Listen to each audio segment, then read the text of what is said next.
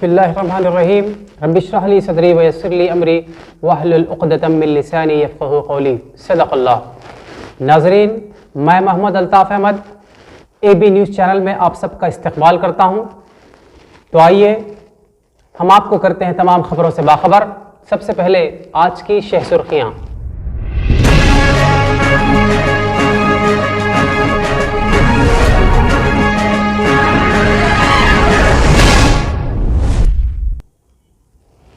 کریم نگر سے بھانو پرساد راؤ تیسری مرتبہ ایم ایل سی منتخب، 585 ووٹوں سے کامیاب۔ آل انڈیا فارورڈ بلاک کے جنرل سیکرٹری وسیم الدین احمد نے آج محکمہ برقی کو اضافی بل کے متعلق ایک یادداشت پیش کی۔ اقامتی ادارے جگتیال میں 40 طالبات سمیت غذا سے متاثر، ضلع کلکٹر کی جانب سے عہدیداروں کی سرزنش۔ مسلم و بی سی امپلائیز ایسوسی ایشن کے ریاستی صدر محمد مجاہد حسین نے نامزد عہدوں میں مسلمانوں سے انصاف کرنے کا کیا مطالبہ۔ تبلیغی جماعت کا تحفظ اور اس کی حمایت علماء کی ذمہ داری، محمود اسد مدنی کی اپیل۔ نومنتخب رکن قانون ساز کونسل بھانو پرساد نے کریم نگر کے زیر التوا پروجیکٹس کی تکمیل کا کیا وعدہ۔ تلنگانہ ہائی کورٹ میں ملازمین کے الاٹمنٹ کو روکنے کے اساتذہ کی درخواست، حکومت کو نوٹس۔ پرائم منسٹر کے ٹویٹر اکاؤنٹ ہیک کر کیے جانے پر لوک سبھا میں ہنگامہ، جنتا کے تحفظ پر سوالیہ نشان۔ 10ویں جماعت سی بی ایس ای کے انگریزی پرچے کے معیار پر راہل گاندھی نے بنایا بی جے پی کو نشانہ۔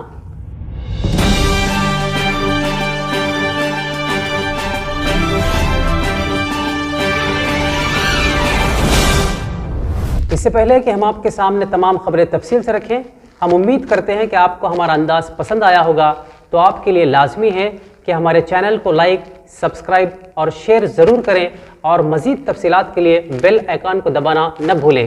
تو آئیے چلتے ہیں تفصیل کے ساتھ خبروں کی جانب۔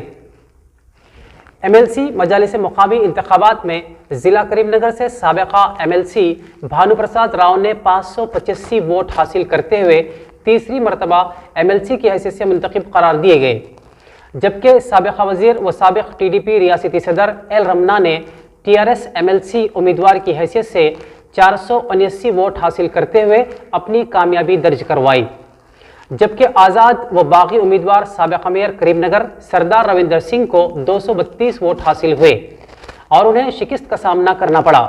واضح رہے کہ کریم نگر مجالس مقامی کے 1303 ووٹوں کے من جملہ 11 ووٹ مسترد کر دیے گئے اور 11 ووٹ مختلف آزاد امیدواروں نے حاصل کیے۔ ریٹرننگ آفیسر و ضلع collector Karimnagar R V Karnan نے نو منتخبہ ایم ایل سی بھانو پرساد راؤ اور ایل رمنا کو کامیابی کے سرٹیفکیٹ پیش کیے۔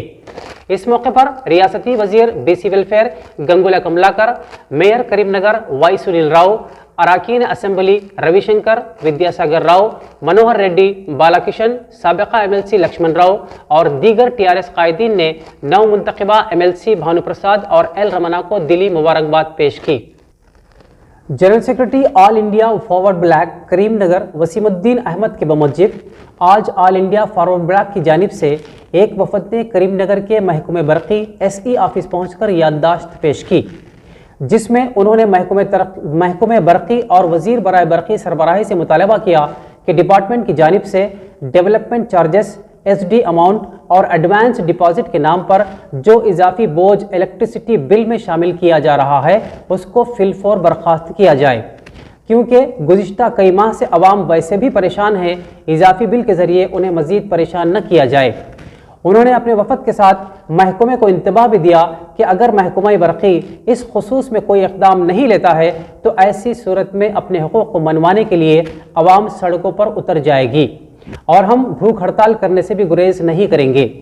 وسیم الدین احمد نے الزام عائد کیا کہ الیکٹریسٹی ڈپارٹمنٹ کے قوانین کے مطابق لائن مین کو چاہیے کہ وہ 28 دن میں حاصل شدہ ریڈنگ کے ذریعے بل بنائیں، لیکن دیکھنے میں یہ آ رہا ہے کہ 30 دن کے بعد ریڈنگ نوٹ کرتے ہوئے اس کے مطابق بل بنایا جا رہا ہے، جس کی وجہ سے سلیب ریٹ میں فرق واقع ہو رہا ہے اور اس طرح غیر ضروری زائد بل کا بوجھ عوام پر ڈالا جا رہا ہے۔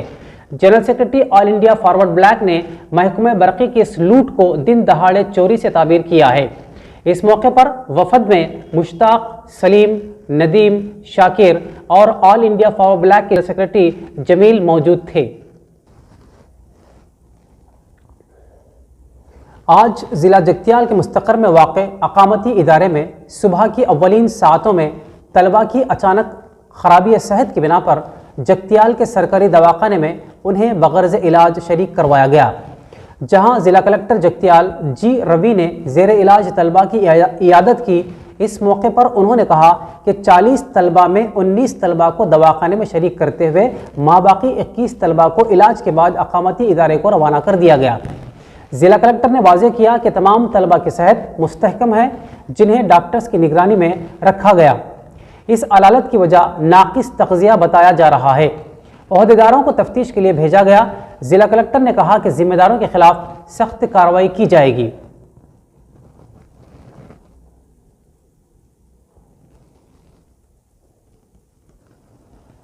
نامزد عہدوں میں مسلمانوں سے انصاف کرنے کا مطالبہ۔ مسلم و بی سی امپلائیز ایسوسی ایشن کے ریاستی صدر محمد مجاہد حسین کا بیان۔ جناب محمد مجاہد حسین، صدر state commercial tax non gazetted officer association و ریاستی مسلم و بی سی امپلائیز ویلفیئر ایسوسی ایشن نے آج حیدرآباد میں جاری اپنے صحافتی بیان میں کہا کہ چیف منسٹر تلنگانہ کے چندرشیکھر راؤ کی زیر قیادت ریاستی حکومت ریاست کے تمام طبقات کی ہمہ ترقی و فلاح و بہبود کے لیے ٹھوس اقدامات کر رہی ہے، جس کی مثال ملک کے دیگر ریاستوں میں نہیں ملتی۔ بالخصوص KCR حکومت امپلائیز دوست حکومت ہے، جہاں ملازمین کے تمام مسائل کی بروقت یکسوئی ہوتی ہے، اور حکومت نے تمام امپلائیز انجمنوں کے نمائندوں کو باوقار عہدوں سے نوازا ہے۔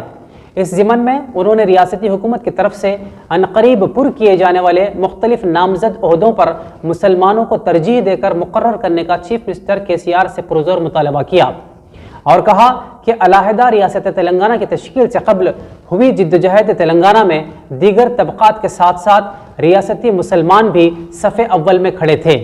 جناب محمد مجاہد حسین نے انہیں بھی بحیثیت ریاستی انجمن کے صدر دیوی پرساد راؤ، کے سرینواس گوڑ کے رویندر ریڈی، وٹھل اور دوسرے قائدین کے طرز پر کسی ریاستی سطح کے کارپوریشن کا صدر نامزد کرنے کا مطالبہ کیا۔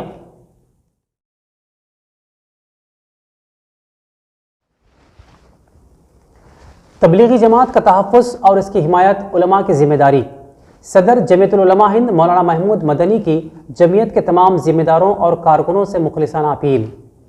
تبلیغی جماعت اس وقت دنیا کی سب سے بڑی پرامن دینی و تعمیری تحریک ہے۔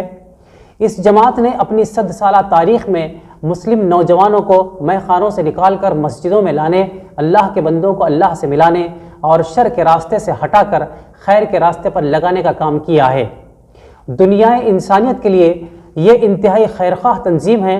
جو لوگ یا حکومتیں ان کی مخالفت کر رہی ہیں وہ حقیقت سے ناواقف ہیں یا پھر بے بنیاد پروپیگنڈوں سے متاثر ہیں۔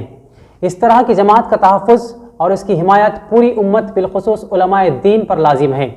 اس لیے جمعیت العلماء ہند اپنے تمام ذمہ داران، کارکنان اور متعلقین سے اپیل کرتی ہے کہ ہر مسجد میں جمعہ کے بیانات میں علماء اور ائمہ حضرات تبلیغی جماعت کی حقیقت اور کارناموں سے عوام کو روشناس کرائیں۔ دعوت حق کو بڑی سے بڑی طاقت نہ روک سکی ہے اور نہ روک سکے گی، لیکن ہمیں یہ نہیں بھولنا چاہیے کہ اہل حق کو ہر دور میں قربانی دینی پڑی ہے، لہٰذا دعوت و تبلیغ کی حمایت اور تحفظ کے لیے جمعیت کسی بھی قربانی سے دریغ نہیں کرے گی۔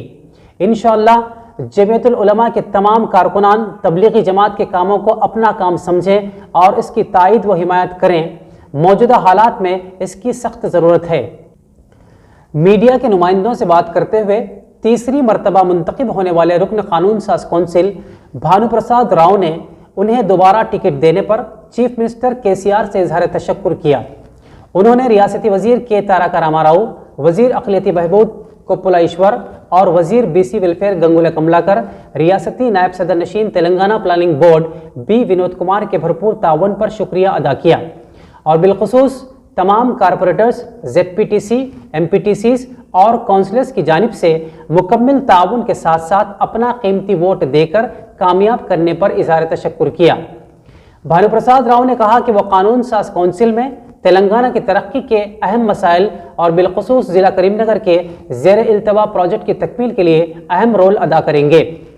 انہوں نے ایک سوال کے جواب میں کہا کہ ایٹالہ راجندر اور آزاد و باغی امیدوار روندر سنگھ سے TRS کو مستقبل میں کسی بھی قسم کا کوئی نقصان کا اندیشہ نہیں ہے۔ انہوں نے پیش قیاسی کی کہ آئندہ ہونے والے جنرل الیکشن میں چیف منسٹر KCR کی قیادت میں پھر ایک بار تلنگانہ راشٹریہ سمیتی کی حکومت زبردست اکثریت کے ساتھ کامیابی سے ہمکنار ہوگی۔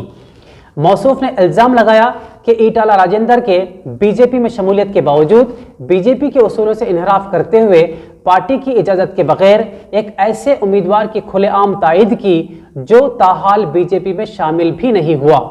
واضح رہے کہ BJP رکن پارلیمان کریم نگر اور ریاستی BJP صدر بنڈی سنجے نے واضح طور پر کہا کہ موجودہ MLC مجلس مقامی کے انتخابات میں BJP کا کوئی امیدوار نہیں ہے۔ باوجود اس کے ایٹالہ راجندر نے اپنے سیاسی کیریئر میں داغ لگاتے ہوئے TRS کے باغی امیدوار کے حق میں مہم چلائی، جس سے ان کے سیاسی شعور کے غیر مستحکم ہونے کا ثبوت ملتا ہے۔ تلنگانہ ہائی کورٹ میں ملازمین کے الاٹمنٹ کو روکنے اساتذہ کی درخواست، حکومت کو نوٹس۔ تلنگانہ ہائی کورٹ نے نئی زونل پالیسی کے مطابق ملازمین کی تقسیم اور الاٹمنٹ کے سلسلے میں دائر درخواستوں پر سماعت کی 226 اساتذہ کی درخواستوں پر سماعت کرتے ہوئے ہائی کورٹ نے الاٹمنٹ کے عمل کو روکنے سے انکار کر دیا۔ درخواست گزاروں کے وکیل نے استدلال کیا کہ ریاستی حکومت کی جانب سے جاری کردہ جیو صدارتی احکامات اور عدالت کے احکامات کے خلاف ہیں۔ انہوں نے مطالبہ کیا کہ الاٹمنٹ کے عمل کو فوری روک دیا جائے، تاہم ہائی کورٹ نے واضح کیا کہ حکومت کے دلائل سنے بغیر احکامات جاری نہیں کیے جا سکتے۔ ہائی کورٹ نے درخواست گزاروں کے اعتراضات پر حکومت کو 4 ہفتوں میں وضاحت دینے کے لیے نوٹس جاری کر دی۔ کانگریس کے قائد راہل گاندھی نے آج CBSE 10ویں جماعت کے فرسٹ ٹرم امتحانات میں انگریزی کے سوالیہ پرچے کے معیار پر سوال اٹھاتے ہوئے کہا کہ یہ RSS اور BJP کی سازش ہے کہ وہ طلبہ و طالبات کے مستقبل کو کچل کر رکھ دینا چاہتے ہیں۔ انہوں نے کہا کہ تمام ہی مضامین کے پرچے سوالات طلبہ کے لیے کافی مشکل ثابت ہوئے، جبکہ انگریزی زبان کا پرچہ جو سب سے آخر میں تھا اپنے معیار کے اعتبار سے کافی دشوار بنایا گیا۔